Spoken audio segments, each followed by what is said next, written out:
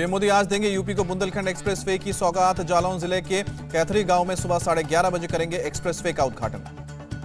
296 kilometre लंबा होगा Bundelkhand expressway. करीब 2.5 साल में 14,850 करोड़ की लागत से तैयार हुआ है। इटावा से चित्रकूट तक होगा बुंदेलखंड एक्सप्रेसवे। यूपी के 7 जिले चित्रकूट, बांदा, महोबा, हमीरपुर, जालौन, औरैया और इटावा को जोड़ेगा। पीएम मोदी ने ट्वीट करके एक्सप्रेसवे उद्घाटन की जानकारी दी। लिखा कि बुंदेलखंड एक्सप्रेसवे से स्थानीय इकोनॉमी और कनेक्टिविटी दोनों बेहतर होंगी।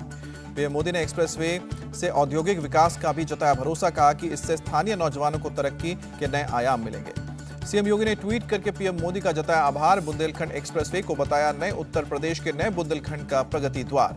श्रीलंका में स्पीकर ने आज बुलाई संसद। 7 दिन में नए राष्ट्रपति के चुनाव की प्रक्रिया आज से शुरू होगी। श्रीलंका में स्पीकर की अध्यक्षता में शुक्रवार को हुई सर्वदलीय बैठक। राष्ट्रपति चुनाव के लिए 19 जुलाई को नामांकन होगा। 20 को डाले जाएंगे वोट। श्रीलंका के कार्यवाहक राष्ट्रपति रानिल विक्रमसिंघे ने दिया बड़ा ऐलान। राष्ट्रपति के लिए हिज एक्सेलेंसी शब्द के इस्तेमाल पर लगाई रोक। कार्यवाहक राष्ट्रपति रानिल विक्रमसिंघे का दूसरा बड़ा फैसला, राष्ट्रपति ध्वज को हटाया जाएगा। रानिल विक्रमसिंघे ने कहा कि सांसदों के लिए ऐसा माहौल बनाना चाहिए जिससे वो स्वतंत्र रूप से अपनी राय व्यक्त कर सकें। सांसदों को पूरी सुरक्षा देने का भरोसा।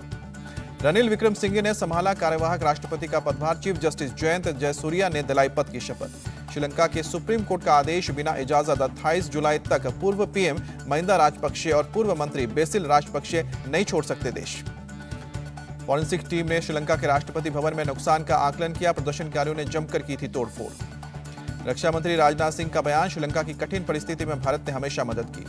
मौसम विभाग ने मुंबई समेत महाराष्ट्र के कई इलाकों में भारी बारिश का ऑरेंज अलर्ट जारी किया। लोगों को घर में रहने की सलाह। अगले 24 घंटे में पालघर के लिए भी बारिश का ऑरेंज अलर्ट। मछुआरों को समुद्र से दूर रहने की सलाह। महाराष्ट्र में भारी बारिश और बाढ़ से अब तक 104 लोगों की मौत। एनडीआरएफ और एसडीआरएफ की टीम बचाव और राहत में जुटी। गढ़चिरौली में गोदावरी नदी पर अंतर्राज्यीय पुल को जोड़ने वाली सड़क बही। बाढ़ की वजह से पुल का संपर्क बहा।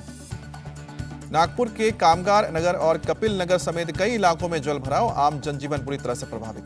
गुजरात के नवसारी में बाढ़ प्रभावित कुछ इलाकों में पानी का स्तर कम होने लगा है। प्रशासन की तरफ से कराया जा रहा है सफाई का काम। गुजरात के मुख्यमंत्री भूपेंद्र पटेल ने बाढ़ के हालात का जायजा लिया। अधिकारियों को दिए जरूरी दिशा निर्देश। जम्मू कश्मीर के डोडा में भारी बारिश से चिनाब नदी का जलस्तर बढ़ा। सरकार ने तटीय इलाकों में रेड अलर्ट जारी किया। पटना के फुलवारी शरीफ में गजवा हिंद ग्रुप का एडमिन ताहिर गिरफ्तार। कैमरे पर कबूला, वायलेंस के लिए बनाई थी प्रोफाइल।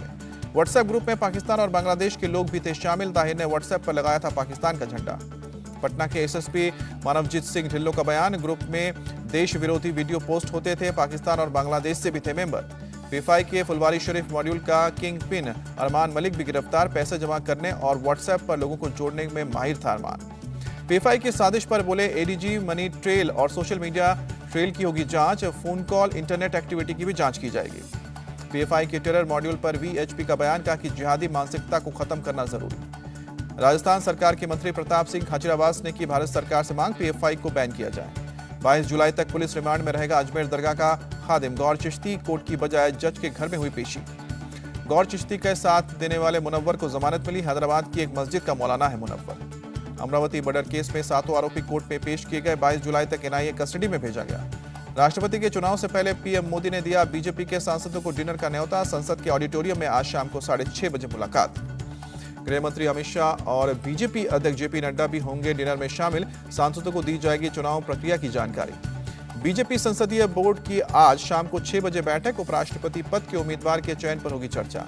एनडीए के राष्ट्रपति पद की उम्मीदवार द्रौपदी मुर्मू के समर्थन करेगी जेडीएस। पार्टी प्रमुख और पूर्व पीएम एचडी देवेगौड़ा ने फैसला लिया। संसद के मॉनसून सत्र से पहले नया फरमान। संसद परिसर में धरना प्रदर्शन, भूख हड़ताल और धार्मिक कार्यक्रमों पर रोक लगी। नए आदेश को लोकसभा सचिवालय ने रूटीन प्रक्रिया बताया। कहा कि हर सत्र से पहले जारी होते हैं दिशा निर्देश। प्रदर्शन पर लगी पाबंदी पर बोले शरद पवार। कहा कि हम राजनीतिक दलों से करेंगे चर्चा। लोकसभा अध्यक्ष ओम बिरला ने कहा कि 2009 और उससे पहले भी संसद परिसर में प्रदर्शन को किया जा चुका है बैन, इसलिए नेता गलत बयानबाजी ना करें। झारखंड विधानसभा का मॉनसून सत्र 29 जुलाई को होगा शुरू और 5 अगस्त तक चलेगा। झारखंड कैबिनेट ने पुरानी पेंशन योजना को कुछ शर्तों के साथ लागू करने पर लगाई मुहर।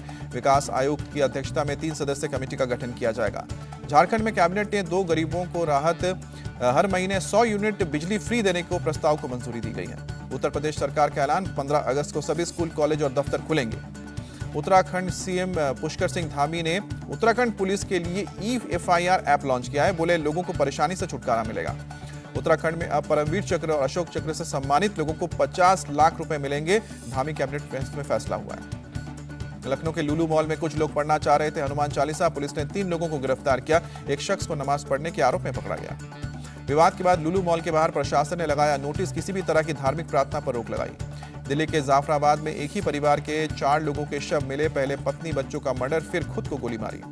इंदौर से चलकर उदयपुर जाने वाली ट्रेन के 2 डिब्बे शटिंग के दौरान रतलाम में पटरी से उतरे। कोच में सवार सभी यात्री सुरक्षित। हरियाणा के मानेसर में सालों से झुग्गियों में रह रहे समुदाय विशेष के लोग झुग्गियां खाली कर गए। सरकारी जमीन पर अवैध तरीके से बनाई थी झुग्गियां। 1989 अपहरण के मामले में स्पेशल कोर्ट में पेश हुई महबूबा मुफ्ती की बहन रूबिया सईद। यासीन मलिक समेत 4 को पहचाना।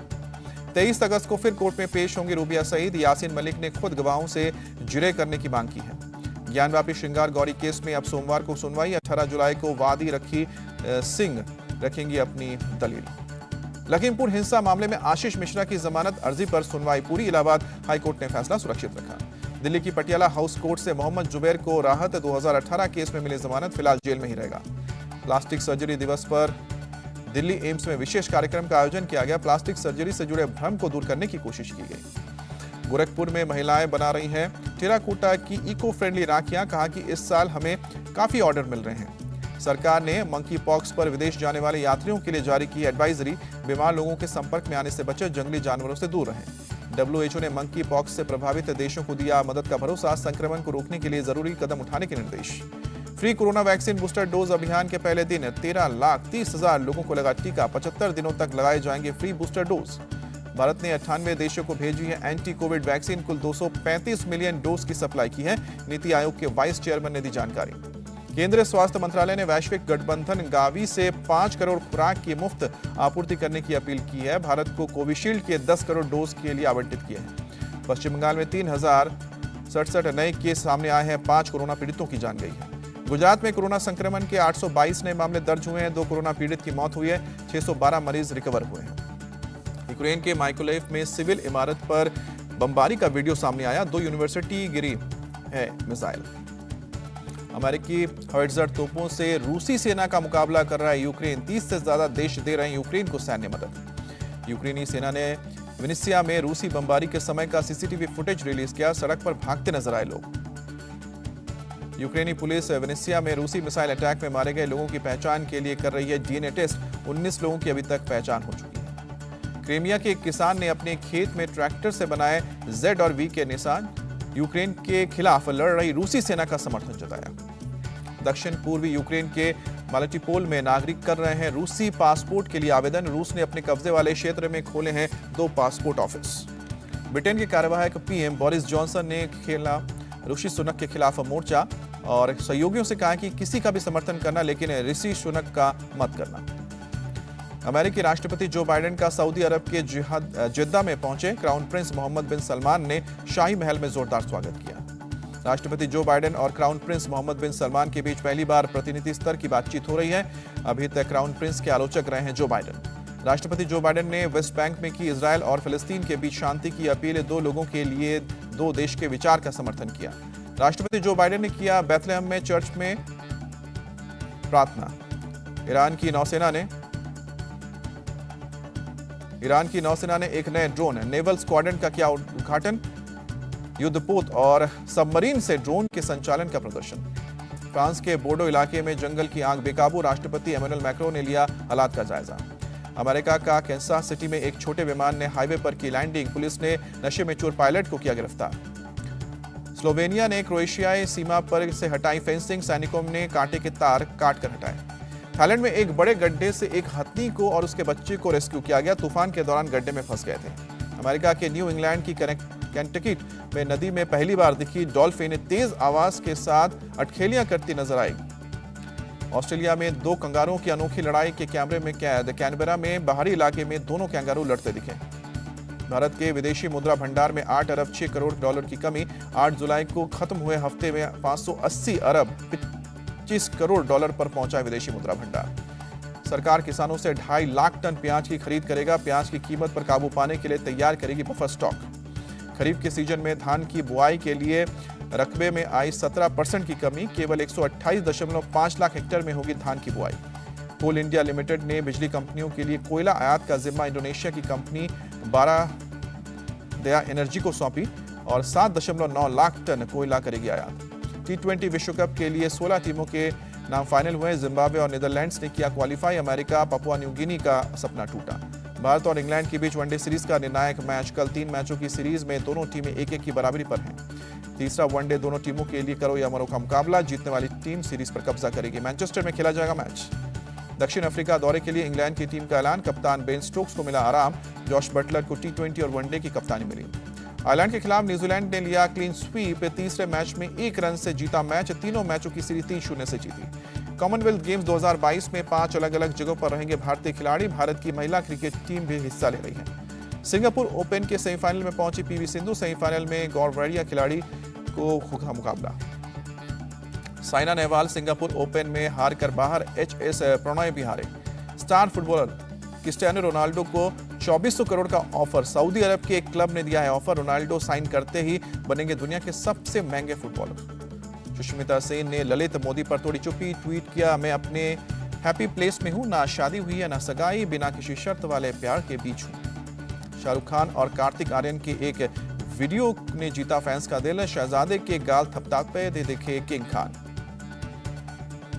कटरीना कैफ की फिल्म फोन बूथ 4 नवंबर को होगी रिलीज। सुपर नेचुरल कॉमेडी में कटरीना के साथ ईशान खट्टर और सिद्धांत चतुर्वेदी की अहम भूमिका।